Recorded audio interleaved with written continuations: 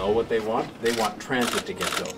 They want low taxes, especially property taxes. They want jobs and investment, and they want a government that works with each other instead of against each other. So I don't think there's any divide there. And the challenge is for a candidate to come forward to say they're going to be mayor of all the city. They're going to be mayor that's going to focus on getting people to work together to get things done for people, and that's why I'm running.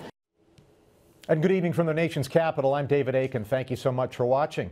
That, of course, was John Tory, the former leader of the Ontario Progressive Conservatives, telling the world why he is running to be mayor of Canada's biggest cities. Now, among those who have been talking him into the race is our friend John Capobianco, who finds himself today not in Toronto where he normally is on this big day, but on our west coast in Vancouver. So, John, great to have you here all the way across the country, thanks to telecom, the miracle of telecom. Let me ask you, what was it, I don't know if you had a chance to chat with John, what sort of has tipped him over from talk show host to candidate? Well, David, good to be here, and thank you for this. There's a number of us that have been working with John over the last couple of months just to try to convince him and to kind of let him know that we believe that he is the right person for Toronto, and being mayor of Toronto, I think he'll do a lot to fix Toronto. And it's been, I think, a good journey. And John has always been interested in making sure that Toronto is fixed and works. And you could tell by today he talked about three key themes: livability, affordability, and functionality of the city. And those are the three themes I think that John is going to focus on over the next 8 months that will lead him to be the mayor of Toronto.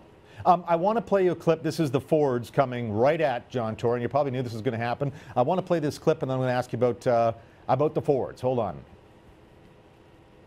There's going to be a clear choice on October 27th. Rob Ford has a record of protecting the little guy.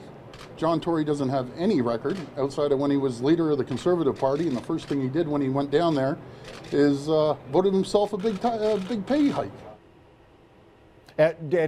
John, you probably heard Doug Ford also use his phrase, John Tory's a blue blood and Rob Ford's, they represent the blue collar. Likely, I'm assuming that you guys have talked about this and have said, okay, what are we going to do to counter this little guy attack from the Fords? You got some thoughts about that? Well, politics is a blood sport. We know that. John knows it. He's been involved in politics for a long, long time. Certainly in his consideration in coming into this race, he knew that he was going to be attacked by the Fords and, quite frankly, by all of the opponents. And he's ready for it. John's going to focus on the positive issues. He's going to focus on what he's going to do to make Toronto a better city and a better place for people to live and work and to raise families. And I think, what you've seen is, and what you're going to see is people who are going to attack John. John's been on the radio now in Toronto for some 4 years, and has been listening to Torontonians talk about their issues, what concerns them, what makes them tick, what they want to do to make a Toronto a better place. So he's got that level of experience to be able to say, I've listened, I've heard what people want to do. Here's what I'm going to do to fix it. And also in his time in provincial politics, the Fords were big supporters of John when he ran as Conservative leader. And so things change in time in politics, but we're not going to focus on the negativity. We're going to focus on the positive stuff. And John's a positive guy, always has been, and he's going to run a very strong and positive campaign. But he's not going to be, distracted by the negative slurs that are going to come his way. He expects them, but he's going to work towards making Toronto a better place. It is a small world sometimes in Canadian politics. You're right, the Fords backed the PCs when John was running it. And of course, Nick Kouvalis, who was the Fords campaign guy, the strategist, is now working for John Tory. And I point this out because our friend Warren Kinsella, who we all know is a Liberal, is over there working for that new Democrat, Olivia Chow, which leads to this, because I'm as guilty as anybody. I see these mayoral races in terms of left-right, traditional sort of the way we look at provincial or federal politics. And my guess, and this is where maybe I want you to explain a bit, it's not so clean-cut. I assume your side is going to clearly look for some sort of coalition, but is the cleavage, is the difference, instead of left-right, is it downtown, suburban, or how do you see the differences between the candidates? Well, I think a lot of that comes into play, both not only the political spectrum of left-right, but also urban versus suburban Toronto. I think all of those certainly come into play in this race, but I think that's what makes John that much more of an attractive candidate, because he does appeal to those that are on the Liberal side of the fence or the Conservative side of the fence, as we've seen. But also he's got support from those who live in downtown Toronto, but live and work in Etobicoke, in North York, in Scarborough. So you've got to have a broad level of support to win and run and be the mayor of Toronto. John has it. He's had it for the last little while. We've seen it as we've been building up his campaign over the last little while. But we're encouraged by the fact that he's got a lot of good people from all sides of the political spectrum working for him.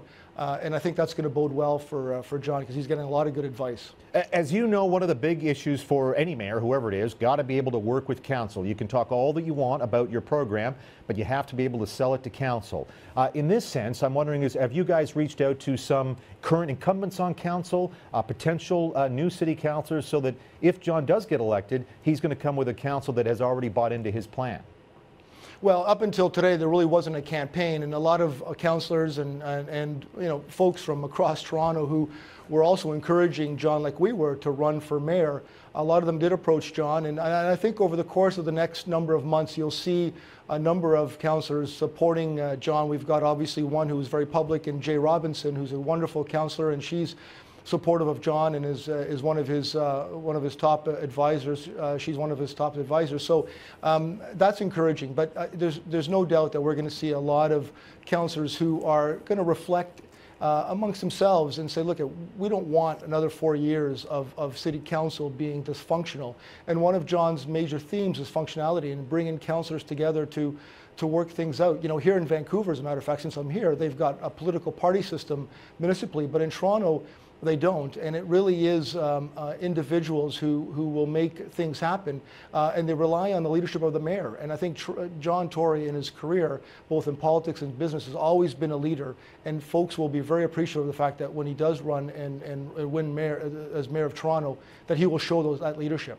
Let me ask you then about the candidate that's not yet in the race, and that's Olivia Chow, the New Democrat MP. She too can say she can run on a record where she has some experience in municipal politics, and even here in Ottawa, she has a reputation of being able to reach across partisan lines and get stuff done. So if there's a voter out there in Toronto that says, you're right, I can't have any more years of Mayor Ford, but now who's my agent of change? Is it John Tory? Is it Olivia Chow? What do you say to that voter who's thinking in that terms? Well, clearly Olivia has always fashioned herself to be a left-wing candidate with the NDP and some of the policies that she's espoused.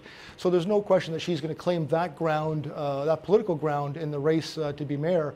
And where John sort of fits in, which is the center and center-right, I think you're going to see a lot of people who are going to be much more appealed to that level of politics. Listen, people who are dissatisfied with the current mayor say that they think he's on the right track, that the cost cutting, the low taxes, that's the right track that people want. And that's what John's been espousing. And who's got the most credibility out of all the candidates to ensure that that level of tax reduction and holding the line on expenses is going to continue? And that's John Tory. And I think people will see that in the campaign as it unfolds.